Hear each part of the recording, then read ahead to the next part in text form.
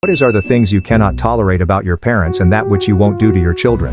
1. I will teach my children to argue rationally. My house growing up, it was dad shouting until everyone else decided to pretend he was right so he would calm down. I want my kids to be able to have a calm discussion with me. That's a life skill I had to learn a lot later in life. 2. Constantly commenting on their weight and appearance. If my kids look unhealthy, I will feed them properly and do activities outside with them. I never ever want my child to grow up and look at themselves with disgust the way that I do now. 3. Absolutely no privacy. My parents would request that the door to my room always be open and they would just walk in if it was closed. Spontaneous room searches as well, and interrogations about my social life, which, surprise, is practically non-existent. Constantly. My kids will get the privacy they are entitled to. 4. My dad would get mad and yell at me for the slightest infraction. I grew up to be an anxious person. Now as I've gotten older, and recently married, I've found that I can get angry over very stupid cha-cha little things. I've seen that this upsets my wife and she tells me she gets physically anxious when I'm like that. For her sake, my sake, and the sake of our future children, I've been cutting that shit out a lot.